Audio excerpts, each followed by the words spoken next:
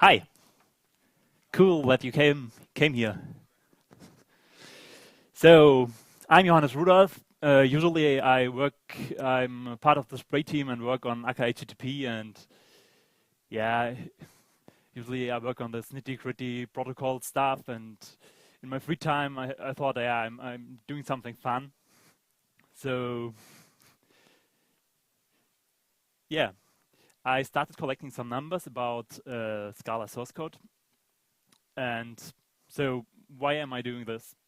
I mean, I could have some scientific approach. So I would start with some hypotheses about some how Scala code would look like, or what some libraries would look like, and then I would gather evidence and try, yeah, find some things about those libraries.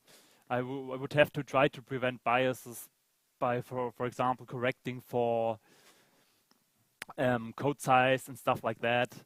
I would have to make sure that experiments are reproducible and stuff like that. So in the end, I would maybe make a report or stuff. Yeah. But actually, that's not what I've done, because I'm doing this in my free time. So I'm more kind of an ad hoc guy. I had some rough idea, and I had some bits of technology already available. I built something to fetch sources and dependencies from a Maven repository, and I already played with the Scala compiler for some time. So yeah, I've run some experiments, and then I thought, yeah, why not present something about that? And so I looked a bit deeper into the data I've collected, and so I hope I learned something in the process, and I hope you can learn some interesting facts as well now. So the databases I looked at is still on Scala 2.10, because I started that like half a year ago, and wasn't 2.11 available.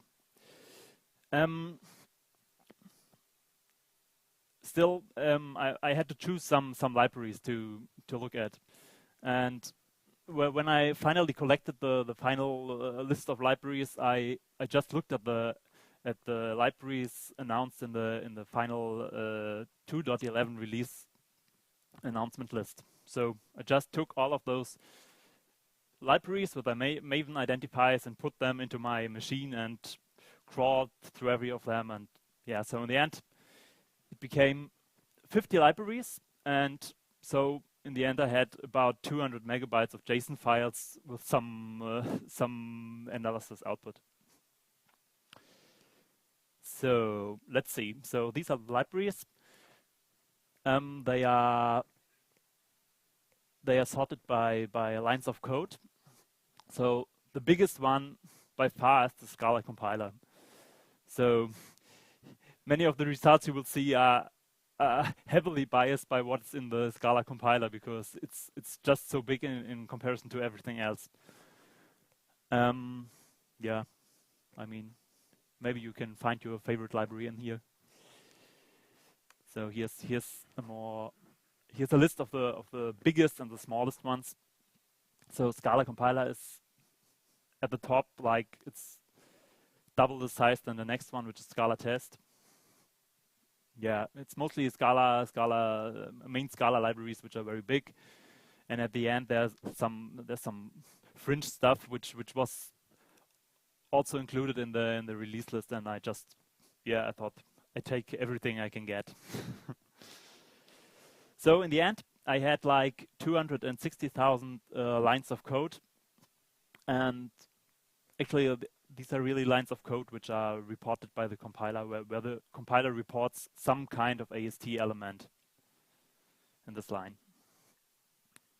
So now I have this huge amount of data and all of those libraries, and it's really hard to find some interesting data in there, because it's so much data and you can't really read all of that. And once you start, you don't have any tools to look at them. So I had to think about do I start with which are the kinds of things I want to look at, and how do I how can I explore what's in there? So yeah, so I started with something very simple. I wanted to look, how do identifiers and in particular local identifiers look like in Scala programs? So let's start with the names, with common names of local vals. So these are the top 12, with the top 2 not yet revealed. So what do you think are the top 2? X and Y, yeah. No, actually it's B. So, and on the top position is result. Yeah, because that's like a common pattern to store some variable in a result before and doing some stuff before returning it. So now let's see which libraries really contribute to these numbers. And what you can see, really, it's really the Scala compiler and the Scala library. They really top every library else. So I looked at why B is so far up there, and it turned out in the Scala library it's often used like this. So for many of the for many methods, builders are created, and these builders usually are named B. So that's the reason. So next, local vars. So yeah, these are also ones which you would expect. What do you think is at the top there? Yeah, right. It's J and I with a really big. So, and again, I mean, the Scala library, yeah, is the most has the most usages of those vars as well. So, like 65% of all variables named I were found in the Scala library. So now the next thing I tried to find out, how do vars, number of vars and number of vals compare in one library? So I checked that. So what you can see is the top 6 and the bottom 6 of all sorted by percentage of vars. So I think we have at the end there are more libraries with 0 vars. So I mean there are some obvious ones maybe. It's interesting that SBT hasn't one single, at least the main module also hasn't one single variable inside. I mean, that's pretty interesting. So, and at the top there are, I mean, maybe what you would expect is Scala STM, because they have to manage, I mean, it's software transactional memory and they manage references, so inside they have to really juggle with state. Usually, what do you think is here at the top? The Scala compiler? Yeah, could be. Actually, it's a Scala library because it has also many internal stuff which is mutated quite often. And then, yeah, okay, there's Rapture.io, but it doesn't really say much because it's a really small library, so it's the numbers don't say much. So I looked at why Scala library and Scala, I think it was Scala STM and Rapture.io are up there, and what I found out is that they actually have some specialized collection library in there. So they are using much while loops and re-implement like for each and map for their specific use case. So that's why they are up there. So next, parameter names. So what I found a bit strange is that parameter names are usually much shorter than local variables and local vals in general.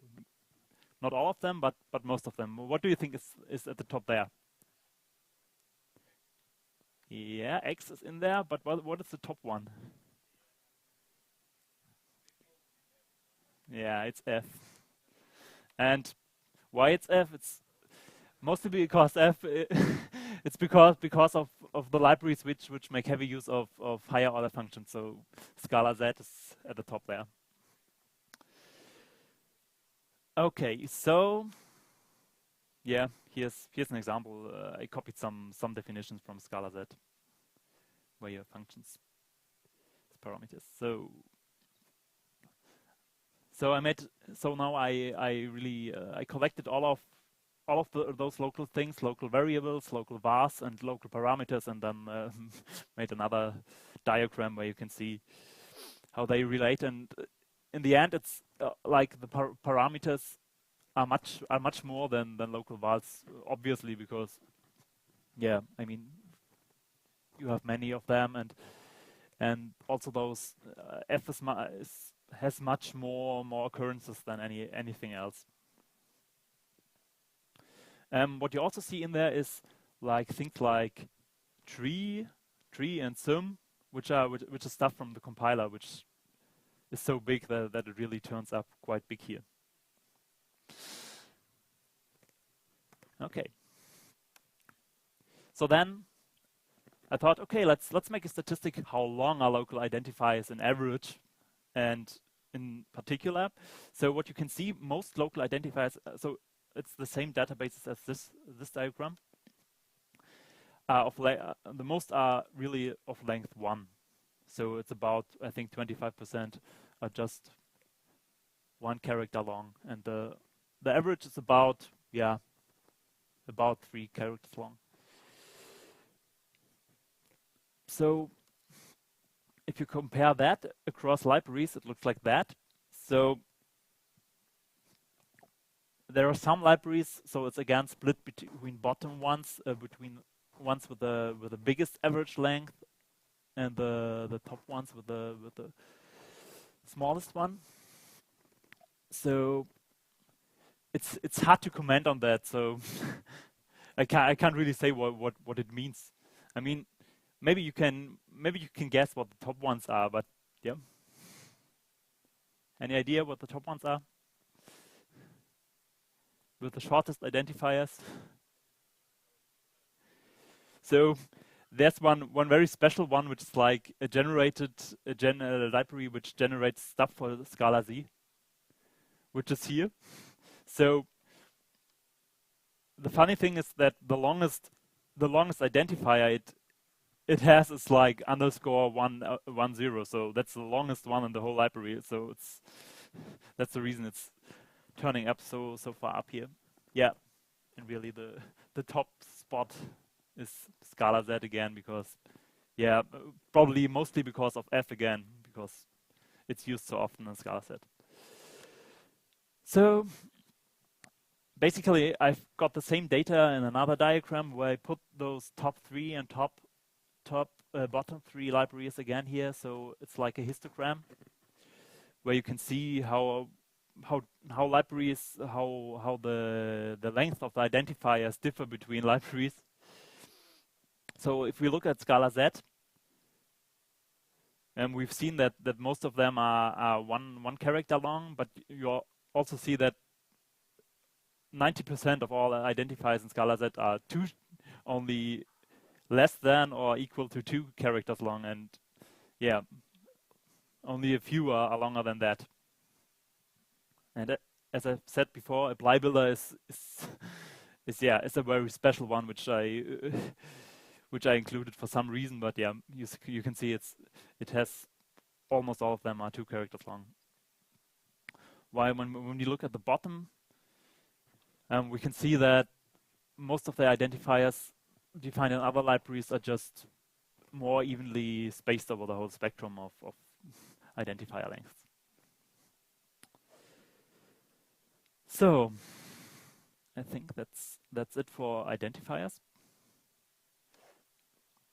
So then I thought, okay, let's look at how are library methods from the Scala library really used. So what are the top methods called from library code into the Scala library? So for this one, I had to exclude the Scala library, obviously, because it would really skew the statistics. So I'm showing the top 24. So this is just from 12 to 24. So what you can see in there, what you would expect is methods on primitives. So like we have int minus here, or not from Boolean, or accessing a tuple element. Then we have stuff like stuff from predef, so which helps working with arrays, like this, and then augment string, which adds features to Java lang string. Then what we have here is generic companion apply. I think that turns up here because it's used every time you create some kind of collection. Like if you type sec parentheses, it will turn up here as generic companion apply. Then there's some scary stuff here. It's like Scala runtime to string and hash code, and I think statics mix as well. This is stuff which is auto-generated by the Scala compiler for case classes, I think.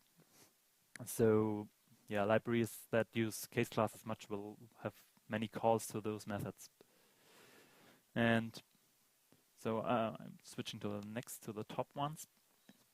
So yeah, here are obvious ones like list concatenation, list cons, plus plus, the tuple operator, and the implicit conversion, which adds this operator to any. Then we have something here, node buffer. It's part of the XML support from Scala, as well as, like before, the text in it is also stuff from XML. And the libraries that use that much are Scala tests. So if you write some XML literals in your code, it will be converted into calls like from node buffer. Okay, so almost at the top we have traversable like map. So most map calls will turn up as this one, which is really the implementation for most of the map methods. Then function one apply. I mean, that's an obvious one as well. You would expect that calling a function is very much on the top. What do you think are the top two? Tuple constructor.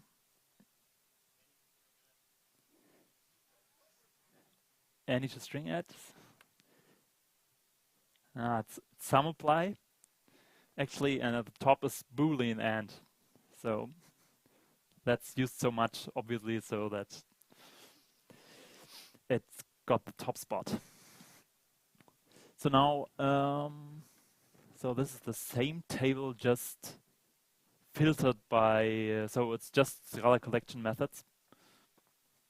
So yeah, what you can see, like you have many of those apply methods, the constructors for many of the collection types. Here at the top is map. So yeah, I mean, it's an often used method. Make string seems to be used often as well.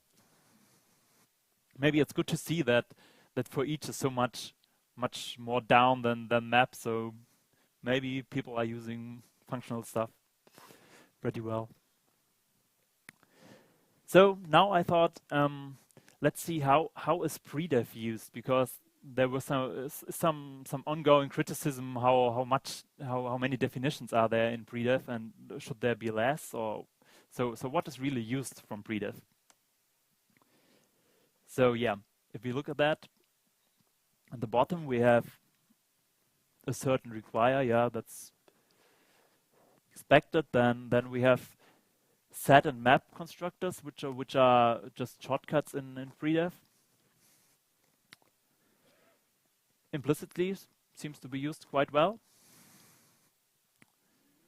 So I think we've seen the top spot already. It's any to arrow assoc, which adds the arrow operator to any, and augment string, which adds all of those helper methods to Java lang string. So now, so we've seen that many of those methods here are implicit conversions, which add some functionality to some types. So, and now I wanted to see which are those extension methods that are called or used when one of those conversions is applied.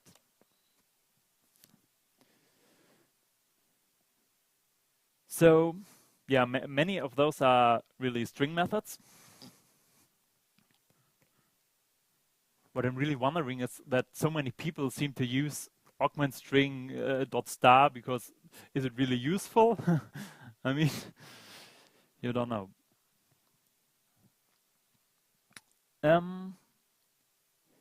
So at the top is format, to format strings. Yeah, that's a really an often used feature of Scala, and any to s. We have seen that. So let's see. Okay. Then another topic I wanted to research is like how are implicit used and which implicits are used much in code. So I looked at method definitions with implicit parameters and looked how they look like. Oh, that's a pretty full slide. So what I did is I collected all methods with implicit parameters and then noted all the types of the implicit parameters and then sorted them, grouped them by the type, and then looked which ones occurred more often in the code than others. So I think what you can see here is that, so on the left side you see the types of the parameters as they were used. So, and on the right side, so you see which library actually declared them. And you see that many of those are only used in one library. So yeah, so it seems it's like they have a very specific purpose. I guess one reason is that I've only included libraries in there in the whole analysis and no user code, because I mean when maybe user code would have used some of those types as well. So okay, so what we've in here, for example, is again functor from scalaz. Then we have some of those common things from predef, the conforms to implicit, and the other one. Then what we have here is from spray JSON. It's actually a type alias, which is the type alias for JSON format, which is the serialization type class from spray JSON. What do you think are the most used type classes?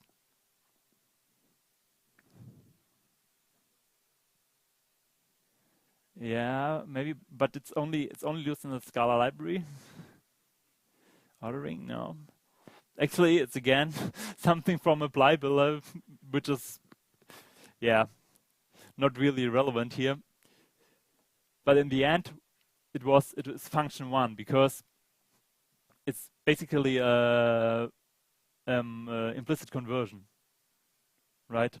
So everyone who uses views in their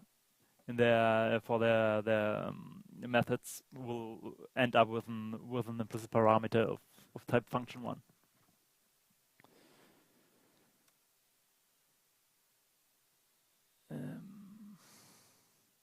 Okay. So because there were only two implicits from the Scala library, and all of the others seemed pretty special, I filtered the whole list by implicits coming from the Scala library. So if we filter it like that, you can see This is the list from Scala library. What do you think are the top from the Scala library? Again, I mean function 1 is down there, so it has to be something else. Sorry? Yeah, it's a good point. I actually don't know. Maybe I stripped off the prefix, so maybe the prefix differed, or maybe one is the type alias of the other, and it wasn't really grouped correctly. Good spot. So yeah, there it is. Can build from. And class tag, yeah, of course. That's something which is quite commonly used. Okay, so that's it for the first thing of my first part of data. So I want to talk about a bit how I built this whole thing. So these are the general parts of it. It has some kind of crawler which downloads stuff from Maven. Then I use the presentation compiler to compile the sources I've downloaded from Maven into the abstract syntax trees. Then I defined some features which go over those ASTs and extract something per library. And then I've got some aggregation library tool which really takes the stuff coming from each of the libraries and aggregates it and creates those histograms and stuff. And in the end, yeah, I've got this slides as the front end. So the crawler uses as an input, it uses Maven, just the Maven module IDs. So I've just a big list of Maven module IDs, and the crawler just fetches all of them and then downloads it from Ivy into the normal Ivy cache.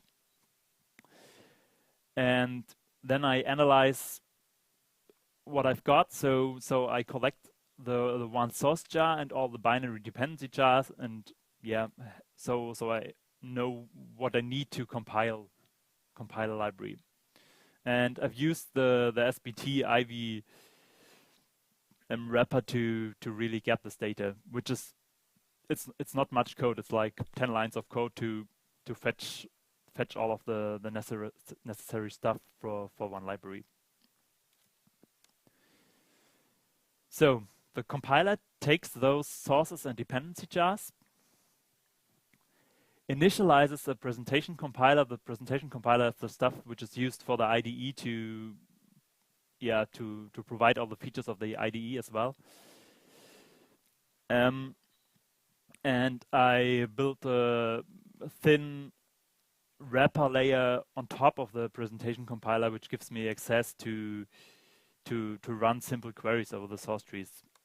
This basically looks like this. So this is the wrapper. It has an analyze function, and I give to it an analyzer factory. And the factory actually takes a concrete universe of types from the Scala compiler and creates an analyzer for this universe. And an analyzer is just something which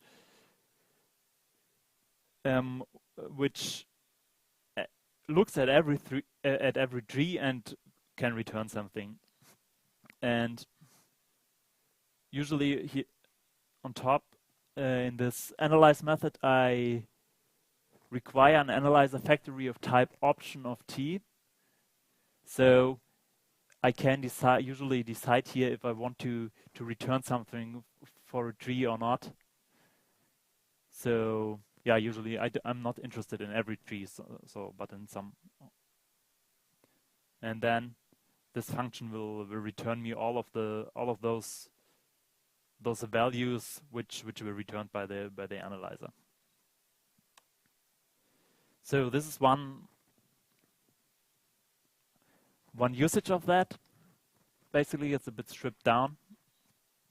So, for example, for the case of usages from predev, I've created such an analyzer factory, and the implementation is here. I used quasi quotes again to match in this case on trees which have predef in there and then some method call. And then what I did is I created a model of all the statistics I wanted to make and make some pre-processing of the data and like converting the mangled method name, the maybe mangled method name into a human readable form, and note the position where this occurred in which source file and stuff where it occurred. Okay. This is a short excursion because what I found quite interesting. So if you have expressions like those quasi-quotes, you could use them to write a code search. So that's actually what I did. So now we can take this one. So this is the code search, which I wrote as a side product of the whole program to crawl and to explore how the libraries look like. So in this box I can put quasi-quote expressions, patterns into there, and then it will look for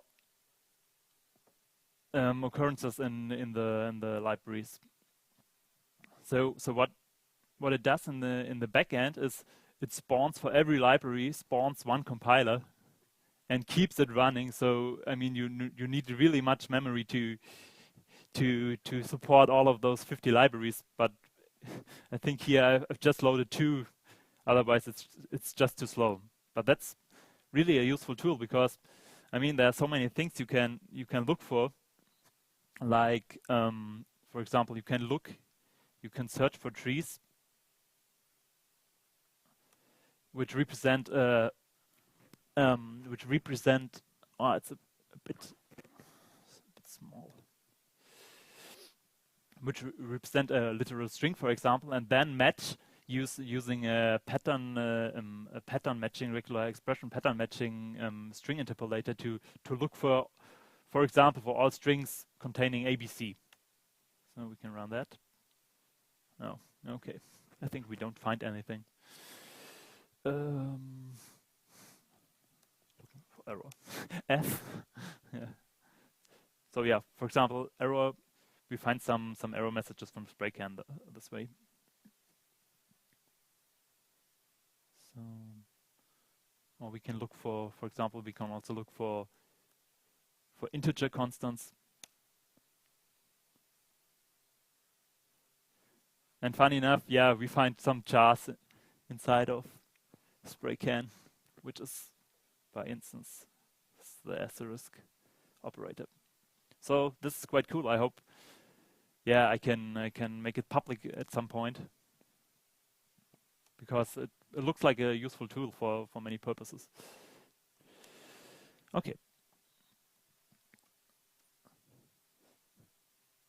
Okay, well, what you've basically seen here in this part is already the extraction of some features from the trees.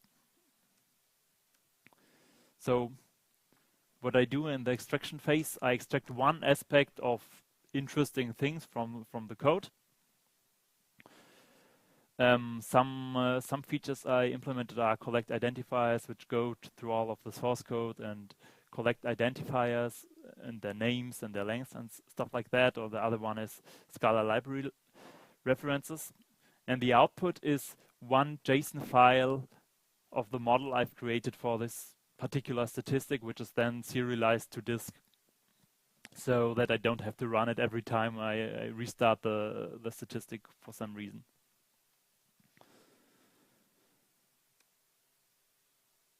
And then I've got the aggregation phase. It just loads all of the JSON data from all of the libraries again into memory, and then aggregates the data and does some analysis on that.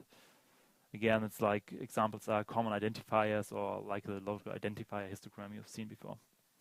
And again, all of those results are aggregated and then serialized to JSON.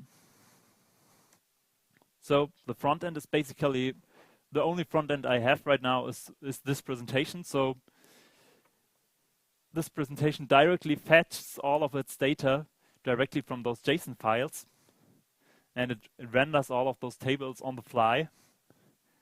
One of the problems I had is that there were often some mistakes in my analysis methods, and then I rerun the analysis, and afterwards my slides looked completely different, and I had to think, oh, what's going on, and how to make sense of it. So maybe it's not the best approach, but I mean it worked well here for me. So yeah, for the presentation I used reveal.js. The graphs were done with D3, and I used a bit of Scala.js to pre-process some data. Yeah, I think I've talked about all of them. So I used SBT and Ivy, the presentation compiler. Quasi-quotes are really a cool tool. Scala.js, I didn't use it too much because it didn't really have some typed bridges for D3, and so I wrote all of those JavaScript stuff manually, but that's okay. So basically that's it, but last but not least, symbolic operators. So yeah, so I wanted to analyze which library really defines the most symbolic operators, and actually there are quite a few libraries which define some symbolic operators. So we have some in Spray HTTP because we have some kind of rendering DSL we use, which use those squigglies. Yeah, of course, if you have been before here in the Parallel talk, there are still some operators. I think Parallel 2 doesn't have as many operators as Parallel 1, but still some. Then again, Apply Builder is appearing here with some very strange operators. I think they define those percentage sign operators for every arity from 1 to 22 or stuff like that. Yeah. Then Slick has some operators. Argonaut has some DSL using symbolic operators. Then there's Dispatch Core. It was much talked about Dispatch Core and all of its operators. Yeah, the Scala compiler itself obviously defines some operators. Then Specs 2 has some DSL for creating really defining its output and its tests. So it also defines some. Actually, it are 46. It's quite a lot of different symbolic operators. Then there's Graph Core, which is like a graph library to work on graphs. So they have some DSL probably to define graphs and to define queries on graphs. So what do you think are the top two here? Yeah, one of them is scalaz. What's the other one? No? Yeah, it's Scala-LIBRARY because they define all of the standard operators, which are symbolic as well, obviously. So, and at the top with 152 symbolic operators, it's like twice as many as the next one, scalaz. So then I wanted to look at finally at a special kind of symbolic operators, at the Unicode symbolic operators, which are hard to type. So I tried to find the top 10, but there are only 2 libraries. So well, what do you think are the 2? Okay, one is obvious. It's scalaz. Okay. No. Yeah, Scala-LIBRARY defines one, and this is the one. So, and the 18 scalaz core library, Unicode operators. Yeah, there's some nice ones in there.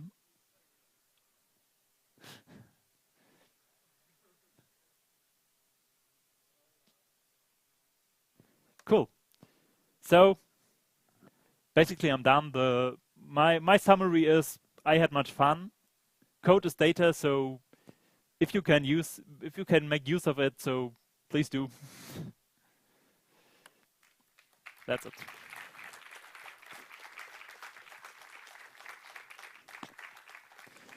So, do you have any questions?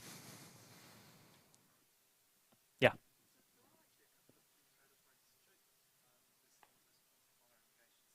Ah, cool, yeah. So, yeah, I missed them. Ah, that's bad. Have to rerun the analysis once again.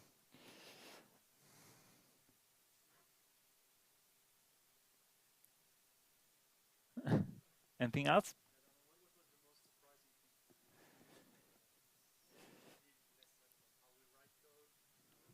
Yeah, it's really hard because it was so much data. It's really hard to find really interesting stuff. Is really hard to find. So, I mean, it just really confirmed many of the things you already thought you knew. So, I guess what you would really need to find interesting things is like some browsable page of stuff where all of those statistics are really browsable and you can really go into some detail and look at that. But that's, I mean, there are so many dimensions where you could look into this data.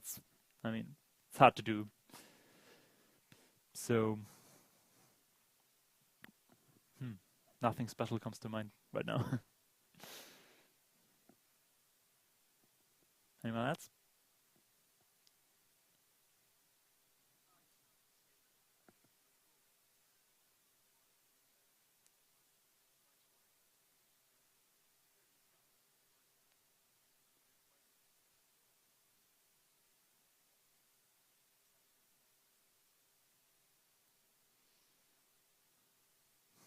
Cool, thanks. So, thank you very much.